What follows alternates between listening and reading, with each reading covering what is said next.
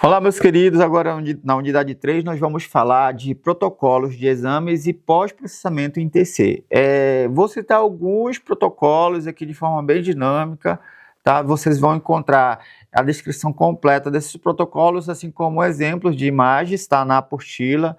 E aí é muito importante vocês estarem basicamente correlacionando essa explicação no vídeo com a apostila que vocês possuem, tá? Então, vamos falar do TC de crânio. Então, o TC de crânio, com relação às indicações clínicas mais comuns, são suspeita de tumores, lesões metastáticas, meningioma, glicoma, cefaleia, patologia circulatória, como, por exemplo, um acidente vascular cerebral encefálico, aneurismas, malformações arteriovenosas. Também pode ser indicado para condições inflamatórias e infecciosas, como meningites, algumas doenças degenerativas, também como, por exemplo, atrofia cerebral, traumatismo, principalmente traumatismo crânioencefálico, tá? E algumas anomalias congênitas e também a hidrocefalias.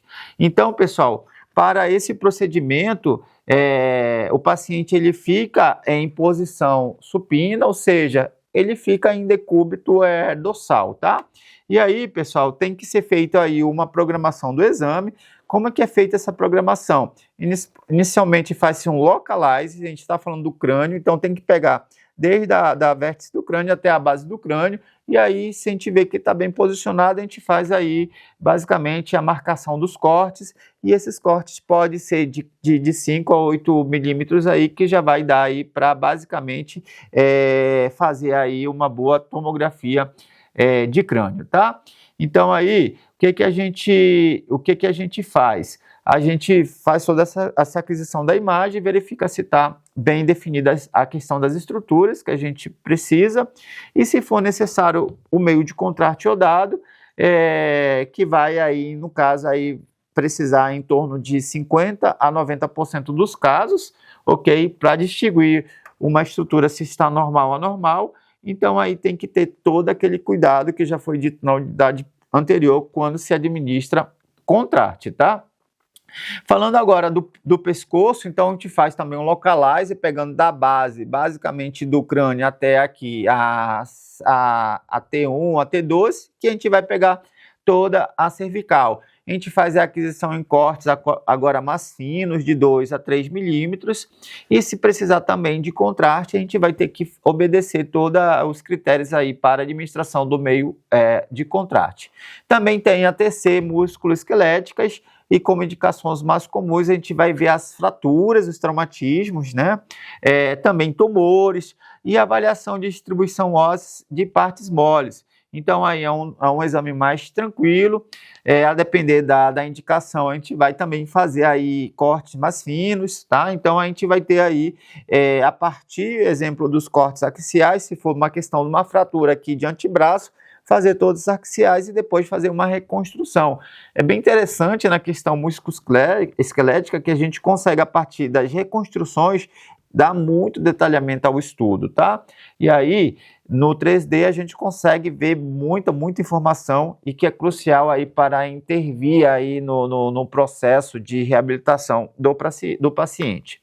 Para a coluna, pessoal, muito bom na parte de estudo, exemplo das vértebras e também do espaço do disco intervertebral. Pela coluna a gente consegue, por exemplo, suspeitar se esse paciente está com hérnia de disco ou não. Essa TC de coluna ela não vai ser muito legal para avaliar os problemas de disco, e aí a gente vai ter que correlacionar com a ressonância magnética, mas assim, vai dar imagens aí bem detalhadas nos 3 planos aí também dessa coluna, logicamente a partir do corte axial, que depois a gente consegue reconstruir para os outros 2 planos que nós sabemos, no caso sagital e o coronal, tá? Existem algumas técnicas que são diferenciadas em TC, e a gente vamos falar das angiotomografias. Então aí, pessoal, vai fornecer imagens 3D nos planos axial, coronal e sagital, ok? precisa de contraste intravenoso, no caso o iodo, e aí a gente vai ver na questão das angios, são os problemas vasculares, por exemplo, investigação de aneurismas, dissecções vasculares, estenoses, malformações arteriovenosas e diversas outras, por exemplo, alterações vasculares, tá?